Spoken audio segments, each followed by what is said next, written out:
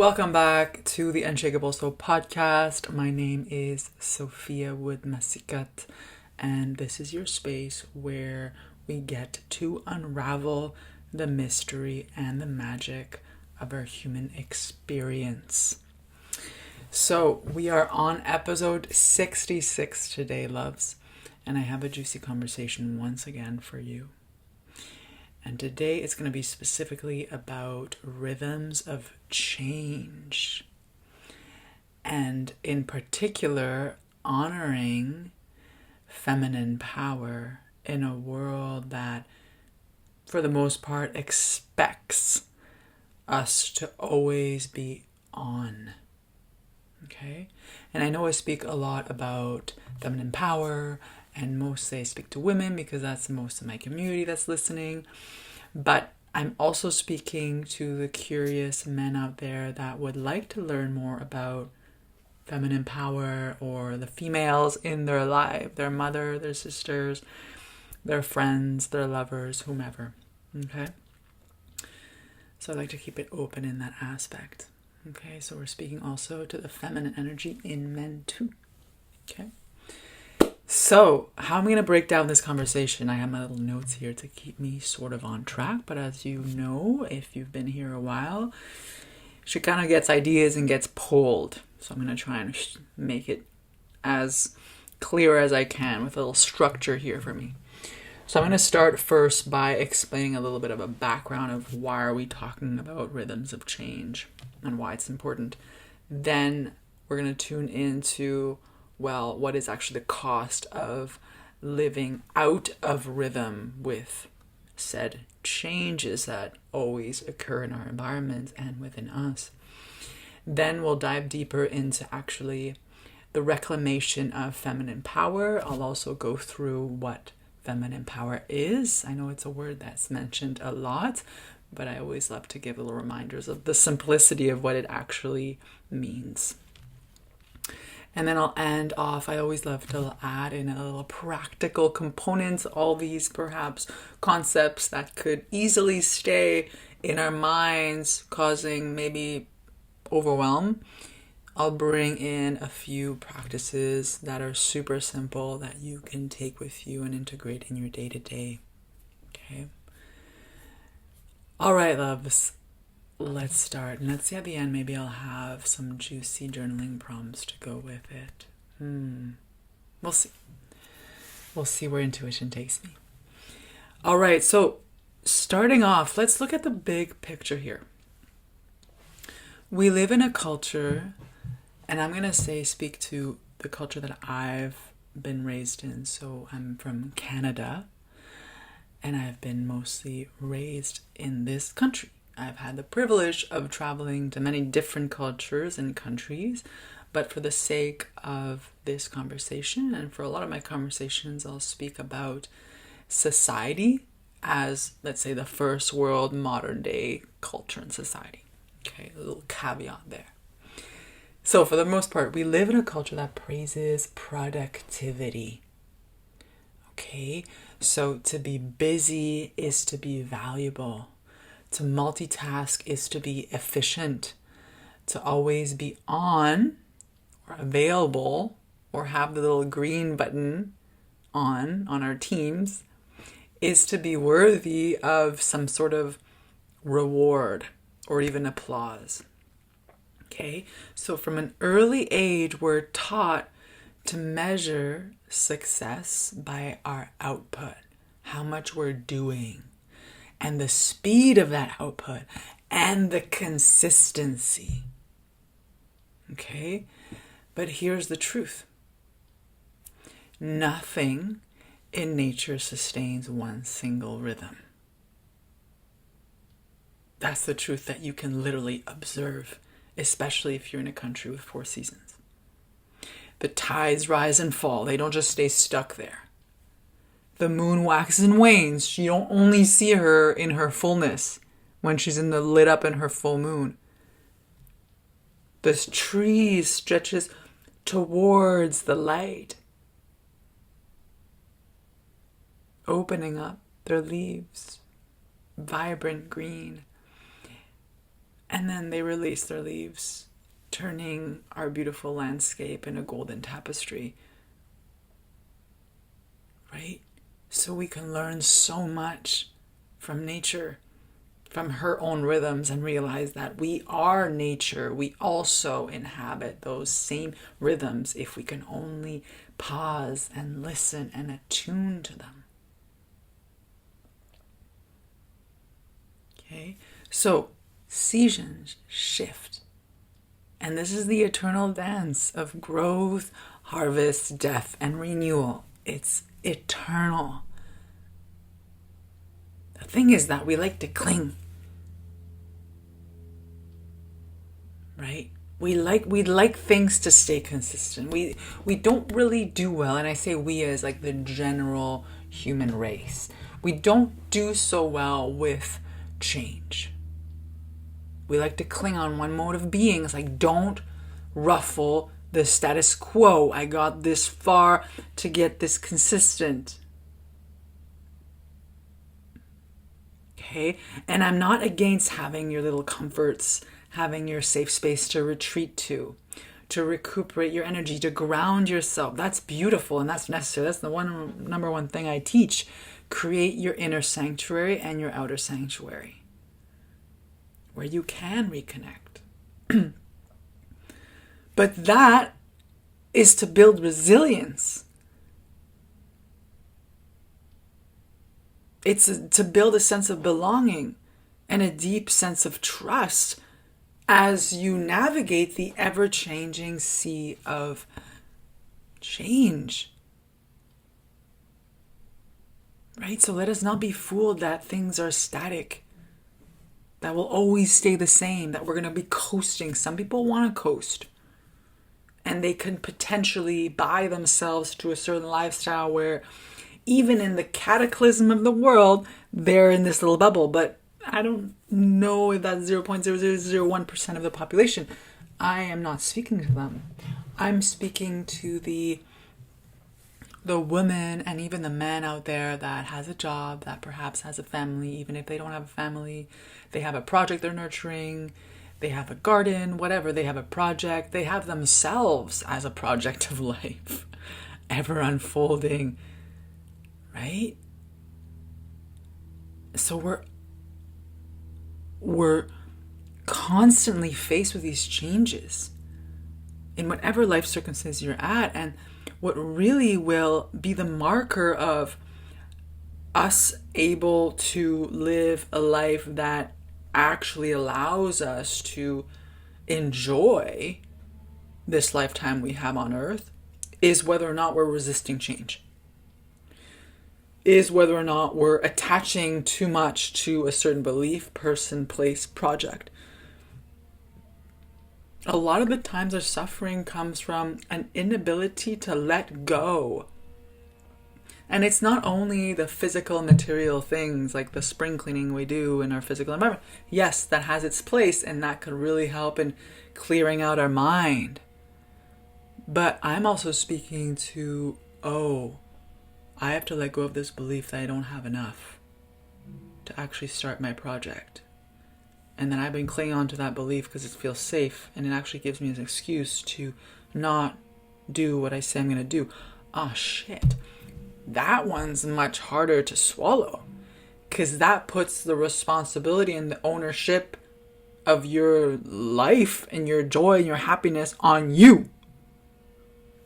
Now, doesn't mean you're alone here, right? You have your guides, you have your mentors. That's another question if you don't want to ask for help. So is there a belief that I have to be able to do this all alone? Or I can't trust anybody else? Right? So there's all these mental kerfuffle that inevitably causes an internal struggle that causes contraction, resistance, and thus we suffer with a lot of diseases in our mind and body. Mm-hmm. So let me backtrack to this rhythm I started off with. Okay? So I said we cling on. We don't want to change.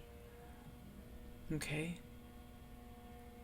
But inevitably, what this means is that by not allowing ourselves to move with the cycles of change, we are constantly in one endless state of, basically, for the most part, productivity mode, striving mode, hustling mode, gotta keep it all together mode. And in doing so, we pull ourselves out of alignment with the very cycles that sustain life. For if there was no death, there would not be any birth. You cannot always be birthing all the time. Imagine if we were always popping babies out of our belly. If I really want to bring this to a tangible example, we wouldn't have enough resources to feed all the mouths. Right? But we need to remind ourselves, and this is why nature-based connection practices, when you literally put yourself into nature, we remember, the leaves fall for a reason. Fertile soil for new beginnings in the spring. There's a reason for the bare, raw nakedness of winter, the introspection. If it was always summer, it'd be too much. I'd be fried. Now, granted, there are places in the world where it's 2 seasons or very hot a lot of the year. And you see these people that are living, yes, but are they productive all the time? Like, I'd question that. As a person that lived more than a year at the beach, my productivity was very small during the cooler times of the day. We are not separate from nature.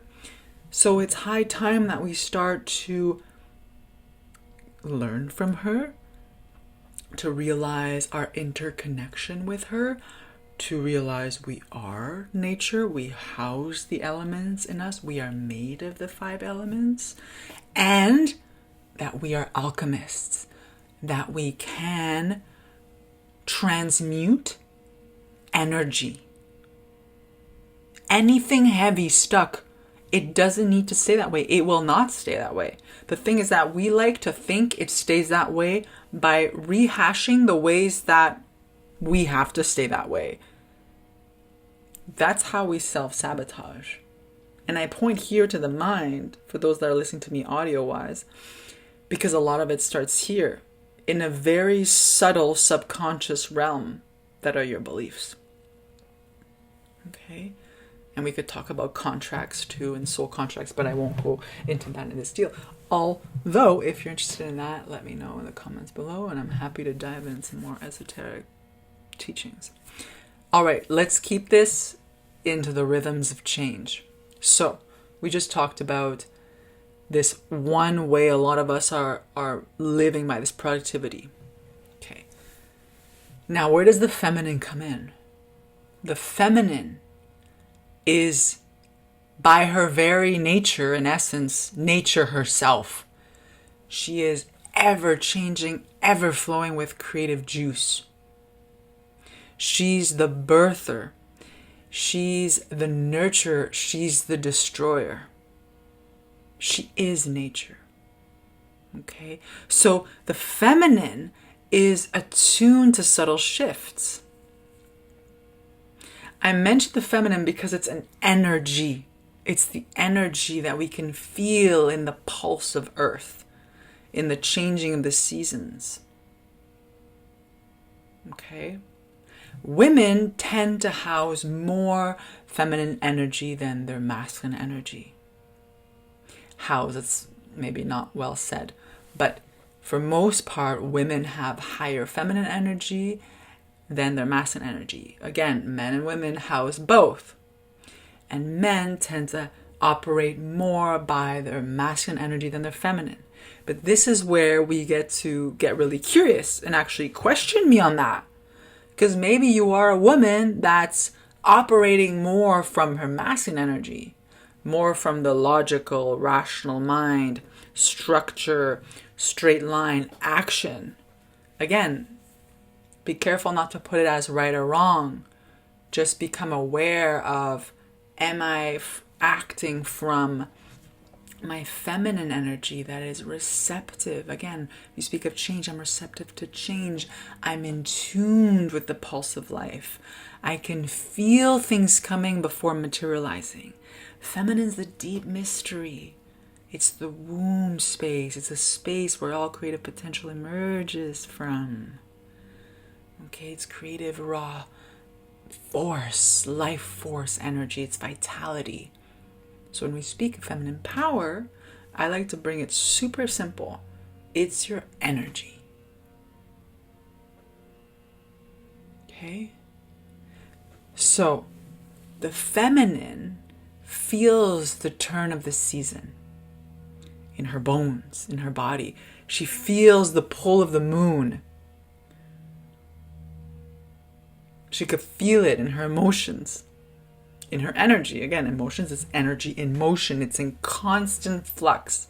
The thing is, a lot of us think that we tend to only focus on one emotion and really hammer in on it. And when I say hammer in, it's basically create a story that keeps you stuck in that emotion. But by its very nature, an emotion is constantly in motion. It's like water. So that state of deep sadness, it's a state that is temporary. So again, we like to kind of fixate ourselves. But by fixating your attention on one thing, you're just going to breed more of it and dig your own grave even deeper, perhaps. Okay, so when we speak of the rhythm change, we start realizing how we have been actually a contributor in our own feelings of suffering, however that shows up for you. Mental anxiety, physical pain as well. That's the last manifestation for what starts in the mind. It's actually in the body. Okay, it shows up in the body. Right? Maybe it's irritation that comes up for you a lot.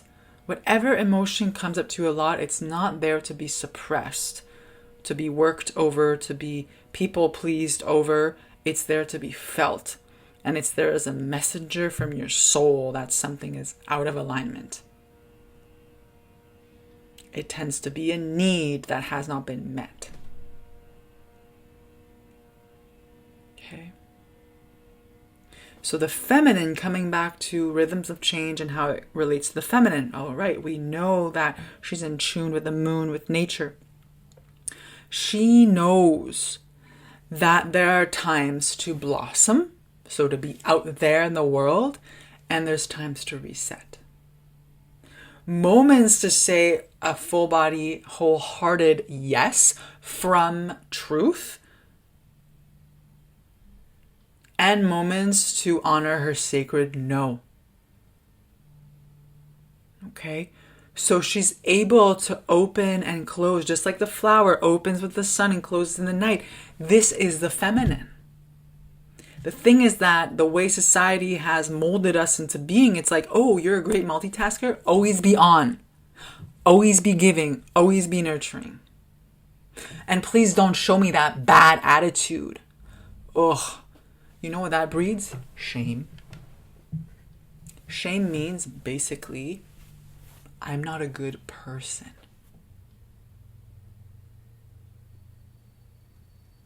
Yeah. This is a tough one to swallow, because this is literally, shame literally holds you back from anything that you deeply desire to create and experience in this lifetime. And for a lot of us women, it's intimate connection and authentic self-expression.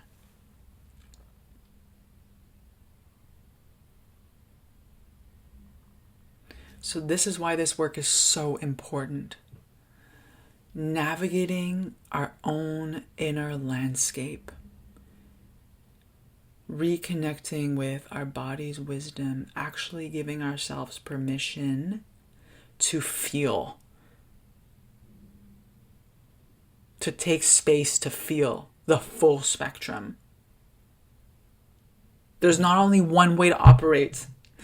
And that's the thing. A lot of women, again, I'm just going to put the caveat, in the first world modern day society, think they always need to have it all put together. They always need to be on.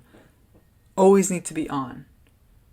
But I'm here to tell you that, because I've been there, that is the recipe for disaster. I do this, and if you can't see me visually, it's like a wilted flower. There are a lot of wilted flowers out there. Okay? And it's not about blaming the patriarchy, your husband, your boss. It's too easy. Where have you not been setting your boundaries? If you're a type of person that tends to overgive or say yes very quickly. Or where is it that you've been playing small and caging in overly aggressive masculine energy, caging in your feminine creativity? Right? When you actually want to say yes, you're saying no, no, no, no, no, and you're not giving yourself that opportunity to blossom. So these are the two things that tend to happen. And sometimes you can have a bit of both. It's either thinking you're always online, and then at the end of the day, you're completely disconnected from your authentic essence because you have a mask on for the most part. You're people pleasing. You're faking your smile. You're, okay, I'll do this. No, okay. Because that's the right thing to do, quote unquote. Or it's the flip side. It's like, I'm going to silence myself. I'm going to just not do, just shut down, close my heart. And the way we do that is just separation, physically isolating ourselves. It could also show up as anger. A lot of times for both of these scenarios, it could show up as anger.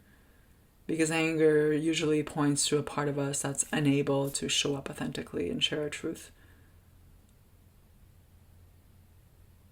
Or feeling as though we don't have the power to do so. That's why I work a lot with women on anger, and I've noticed a lot of women house a lot of anger. Okay? So, when we are the ones to give ourselves the permission slip to open up, to connect, and also to take the time to connect deeper with ourselves, then we're free.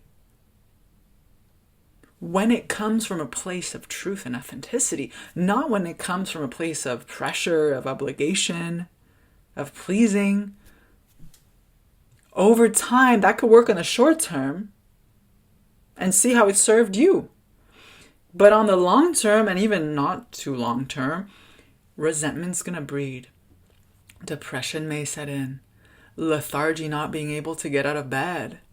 Not being motivated, not feeling, not wanting to actually be there for your family.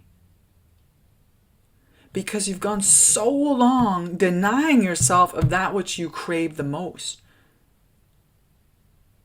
That people see the fullness in you. This sense of belonging, this connection we all crave.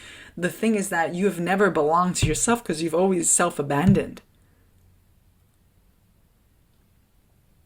So the journey is within. This is not news to your ear probably, but it's the honoring of your own rhythms.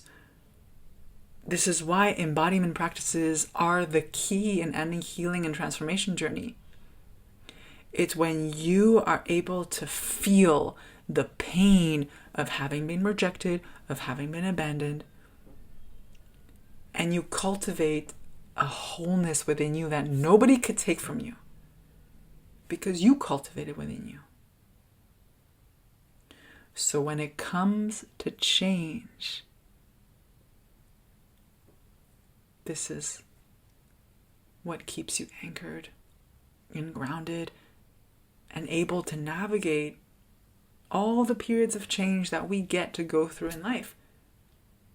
when your kids go off to school, for example, empty nester, when you get married, your first time having sex, moving abroad.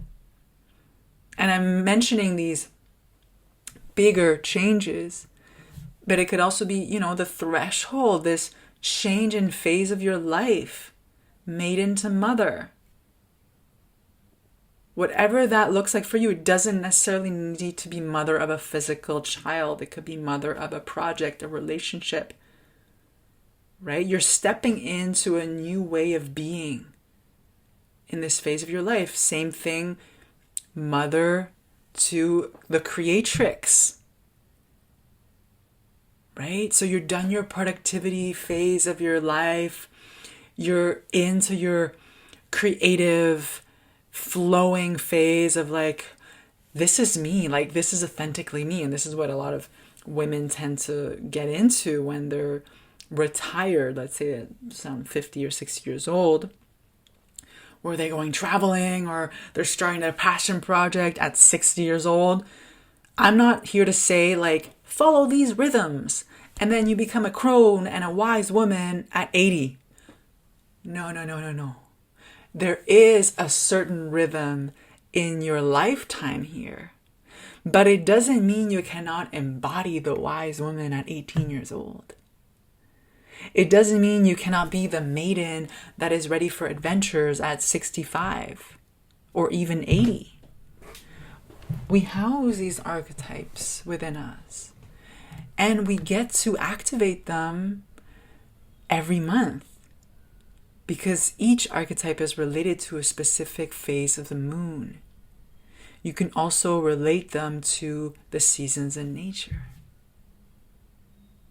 And this is what I'll be sharing in my new full year-long immersion next year, where we're going to be able to go through all these rhythms and all these cycles of change together and notice how they are being integrated in your daily life and how they actually impact the way you show up.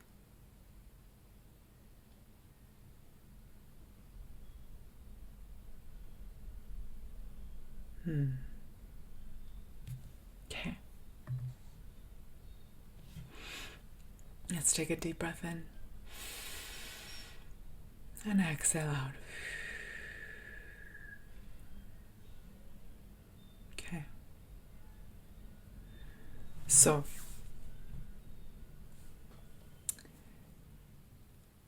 I'm going to close before going towards the practices I'm going to offer you with this. As I mentioned, the feminine is deeply, deeply attuned to the rhythms of the earth and also of the sky with the moon. Okay, she feels it in her body. But the thing is that she resists it because of societal pressures a lot of the time.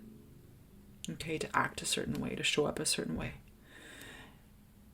And it's to no fault of her own, but it's her responsibility now to reclaim these rhythms. So a lot of the cultural narratives is rest is laziness. Slowness is weakness. Receptivity is passivity. Okay?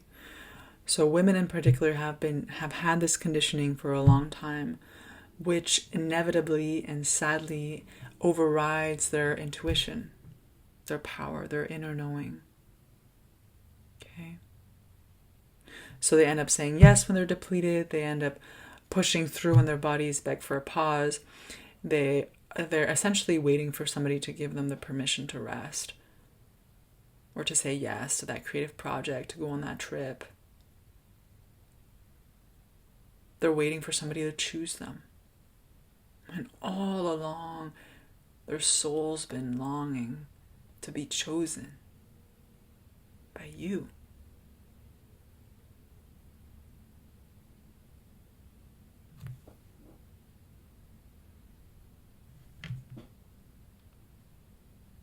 Okay? So a lot of the work I guide women into is literally just connecting to your body. Because your soul, if you see your soul, you can't tangibly see your soul, but your soul knows your path here. Your soul knows why it's here on earth. It has certain experiences it wants to have. It has certain karma it wants to complete. It has contracts with certain people. All the people that trigger in your life say thank you. But your soul's orienting itself right now on earth. And a lot of anxiety that happens is because we're not oriented yet.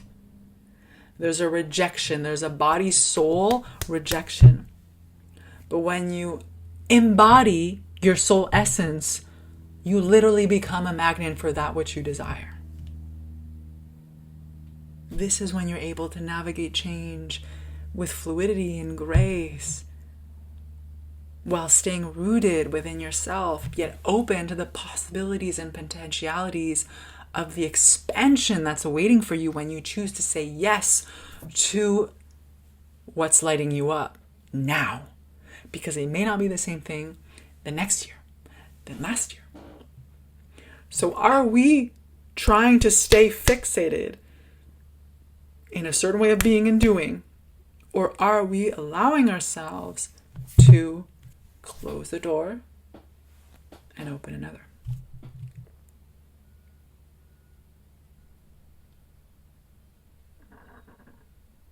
And the sad truth is that most women don't actually feel that they can rest, that they can slow down, that they can ask for help, that they can speak their truth.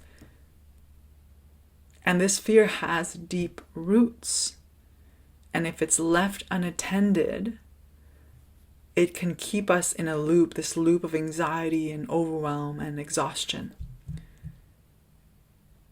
And there's nobody that can save you except you. Yes, you can have your allies with you, your guides, your guardians, your angels, whoever you believe in, that are in the spirit realm and in the tangible realm. So this is why we really have to be mindful of who am I hanging out with? Because that will tell you a lot about you.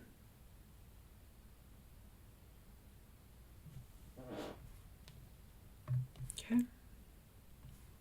So, all right, before going on to, I already mentioned this, practices to honor your energy cycles. I mentioned I'm going to give you practices. Feminine power. I mentioned I'm going to speak a little bit about this. Feminine power. I know it's a word that I use a lot, and that a lot of other people in this line of work use as well. What is feminine power? It's your energy. It's how you choose to cultivate your energy, to listen to its intuition, and to channel it into divine, authentic self-expression, which is your gift here. Your energy becomes your presence. You become a beacon of light,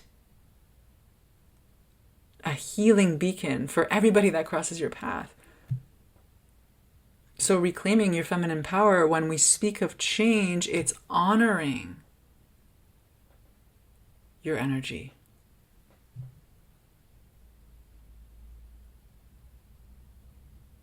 With honesty.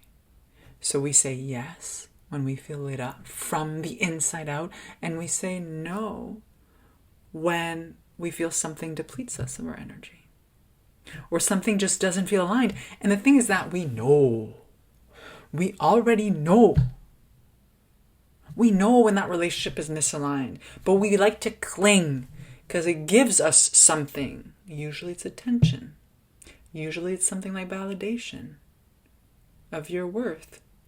But that's when I say the journey is, how can I bring that validation and worth within me so that in all my relationships, I'm coming in wholeness, not halfway, trying to look for somebody or something to complete me. Because that's inevitably going to lead you into suffering. Because inevitably these people are going to go from your life, whether they go because they leave physical, natural death, or they go with somebody else, or they move on. It could be a love relationship, work relationship, whatever it is. It doesn't mean that it's not going to be painful when you come in wholeness, but you'll be able to navigate that change, that grief, with more grace, more compassion. Instead of judging yourself, thinking, I am not enough, I'm not good enough, I'll never be deserving of love. And I'm saying it so explicitly out loud because a lot of the times this is so subtle and subconscious.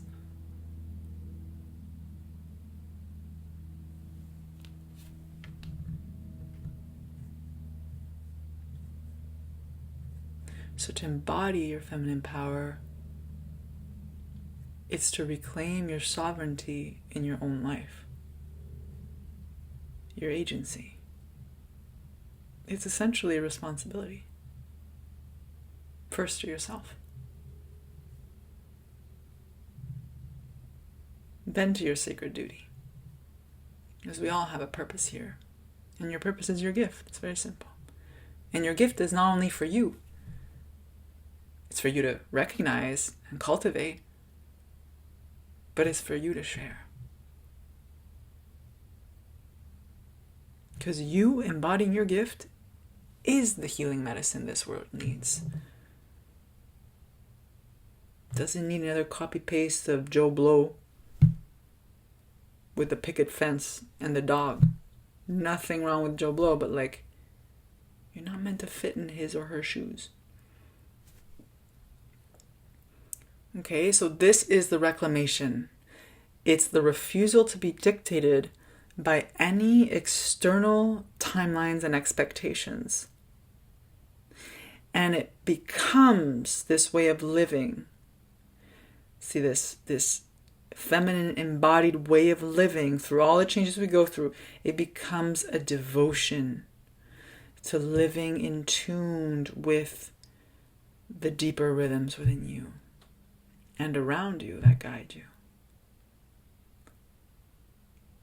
When I mean around you, it's in nature. Okay.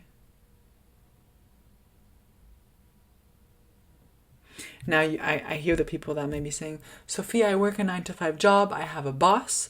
How am I supposed to say, I have my period. I have cramps. I can't come into work.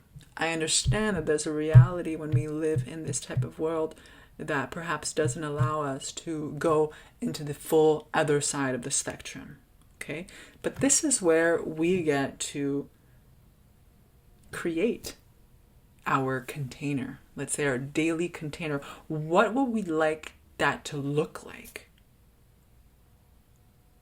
Right? My productivity time is in the morning. My creative time is in the afternoon. And then I close my laptop after 5. Done. That's just a typical example, but feel for you. Your energy shifts during the day too. Okay, so just be mindful, maybe after you hear this episode, of how your energy actually is fluctuating. With the seasons, with the cycles of the moon, during the day, with the people you meet, the environments you're in. Just start taking note. Just start noticing. So here are the 4 practices. We made it. We made it. Okay. Simple practices to honor your energy cycles. You can do them anywhere. First one is check in with your body each morning. Before reaching for your phone, ideally your phone is not placed right on your bed table. You place a hand on your heart. You can do this when you're lying down and on your belly. And you ask yourself, how are you feeling today? And you could speak directly to your body, how are you? And you could also add in a word of gratitude and of thanks to everything your body does for you.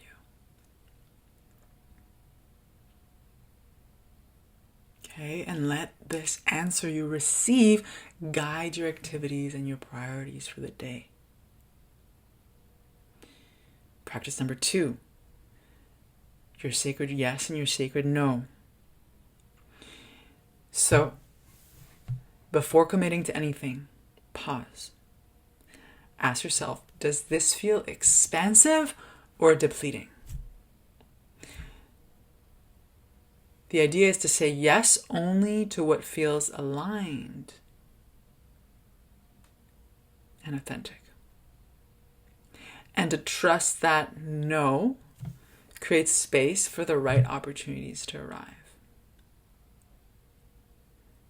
Now, that being said, some of us automatically say yes, or sometimes automatically say no.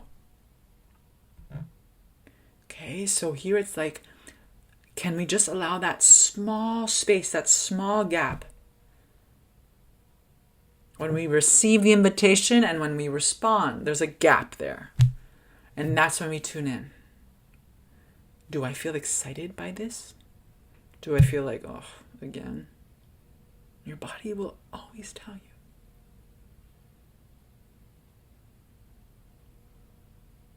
Now, caveat. Sometimes what you're going to be saying yes to is going to expand your nervous system capacity, because that's your next level growth.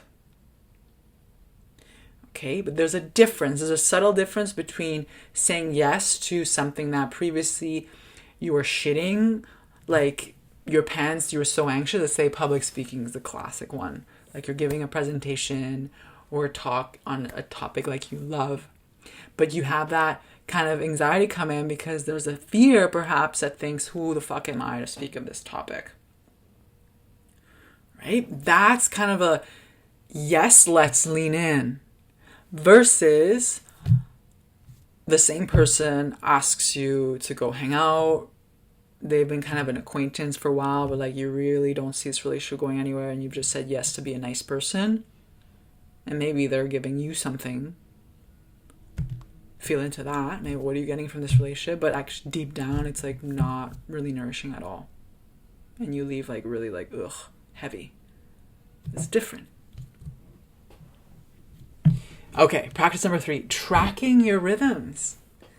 So here, invitation is to have a separate journal, right? Or a little notebook where you write down your energy levels. During the day, how they shift.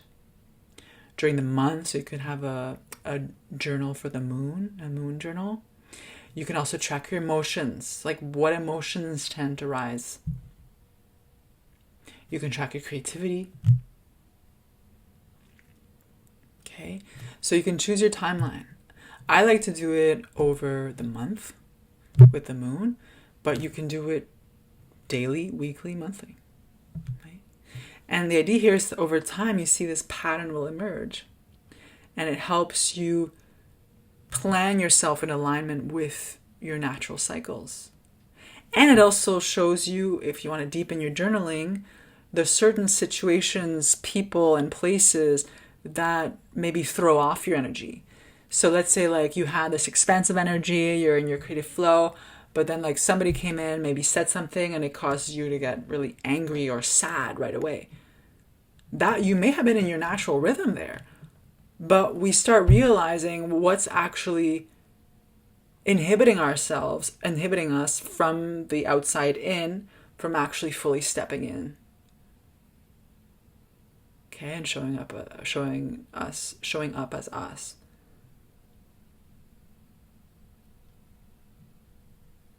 Okay.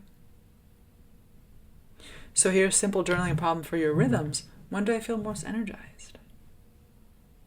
You can even say with whom.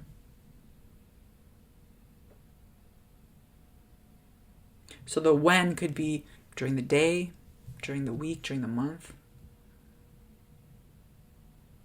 When do I crave stillness or more like retreat time? And how can I honor both? And number 4 is creating a mini ritual for rest. And I'm going to invite here the notion that rest doesn't necessarily mean more hours of sleep.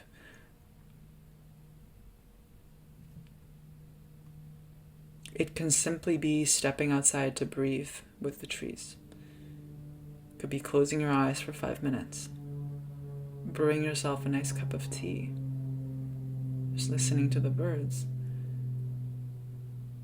It could be taking yourself for a walk in nature. Sitting by the water, or even immersing yourself in the water, just floating in the water. What feels nourishing for you to reset? It could be reading a book. What I'm saying here are examples. You might think reading a book for me is not restful. That's cool. That's you. What feels restful to you? For me right now, my yin yoga practice now it's the full moon time, like we just passed the lunar eclipse. Like I have her in my window and I'm just like, enjoying. Like there's no sound, there's no music. It's me breathing in the darkness with that full moon light shining. That to me is like complete rest. And so juicy for conducive, like nice, restful sleep right after. But that being said, during the day, I like to cut my day in half and go in the water, knowing that it's still nice weather here in Canada to go dip in the water. That for me is rest.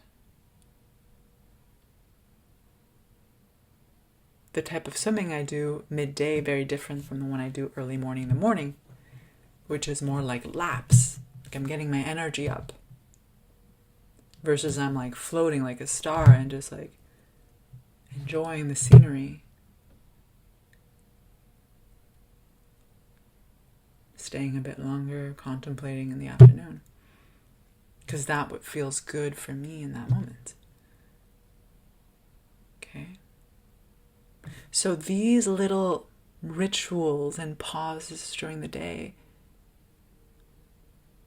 they reset your nervous system to return to balance. And I invite that the most important is how you set your day up in the morning first thing. And how you close it.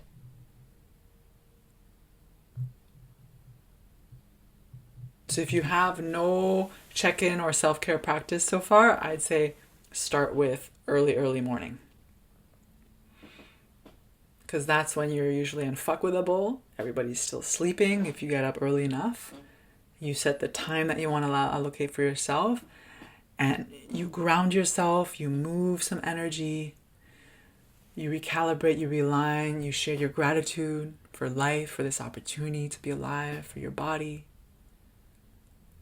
You offer yourself nourishing food.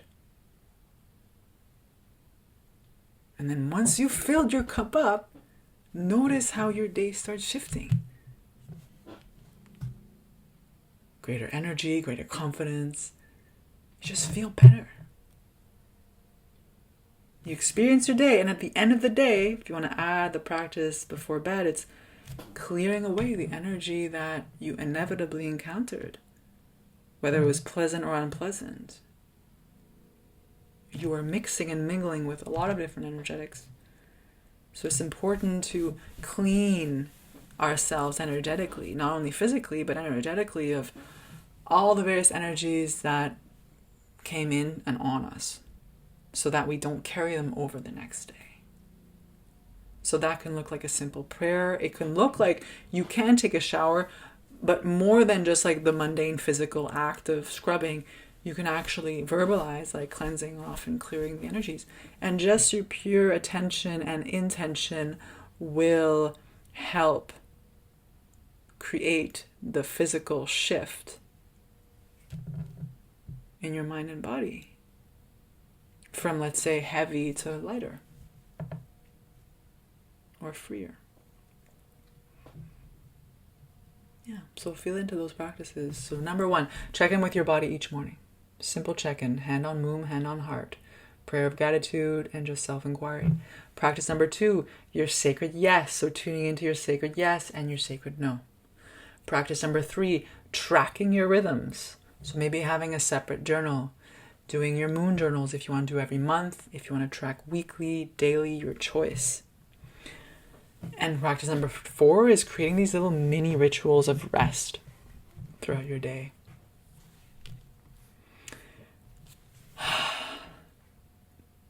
What an honor and a blessing. I get to share this with you. Thank you for being here and for listening. If you love this episode, let me know what you thought. Share it with a friend. Always grateful for sharing the word and the message. And if you're interested in learning more or deepening a little bit in your journey, then I have a couple of things on offer. Right now, I have Sacred Transitions, which is a free 3-day path to supporting you throughout a period of change you're going through. Now, collectively, we're going into the fall season here in the Northern Hemisphere, which is a period of change. So over 3 days, I will send you an email. They'll have a little video of me with a little summary of the teachings, journaling prompts, and a meditation, guided meditation from me. And that's for 3 days. Very nourishing. There is no cost to this one. It's kind of dipping your toes into the type of work that I guide women into, navigating change with greater ease and a deeper sense of belonging to yourself. And my other offering that's coming up and that's going to be starting in January 2026 is Rhythms of Remembrance. And this is really the deep dive where I take a group, an intimate group of ladies, so I've capped it to about 13 women to keep it nice and intimate. And we go through all the seasons. We go through the elements of each season, we go through archetypal embodiments, we go through all the rituals, all the nourishment that we get to receive each season, all the gifts of the seasons, and we actually get to cultivate our own gifts in each season and allow that to come more and more online. So it's not only about tuning into the moon and to the leaves falling. It's really about, well, how do I integrate that in how I show up, right? And that's where we get to see the parts of ourselves that perhaps have been dormant for a while and to allow them to reactivate, right? And also the parts of self that are really active, it's not about shutting them down, but it's about noticing, how have I been operating from them, right? Is it supportive for me, or do I need to readjust it? Because the goal here is that you're able to connect intimately with yourself, with another, with nature, with the world, with source, to feel part of a wholer system, this web of life. From first belonging to you, that's the intimate connection we're forging. To then be able to express yourself authentically. Express your gift, honor your gifts, share generously from a place of truth and fullness instead of pressure and depleted. So this is the journey of Rhythms of Remembrance. And the most magic of all is the sisterhood that we create. The inspiration, the support, the gentle accountability, the compassion that we get to experience. It's a co-creation. I benefit from this group as much as you do. I create the space, but you bring the magic. So if anything in you feels called to this type of experience, then I'll put in the links in the show notes the waitlist. I'm finalizing the landing page. But for now, if you want to stay in the know of early bird discounts, put your name and email in there and you'll be the first to know. Okay? And of course, share with a girlfriend that you think would always also be interested in this experience and this journey. All right, loves. So much love, so much gratitude goes up to you. Wishing you a beautiful rest of your day. And again, take care of yourself.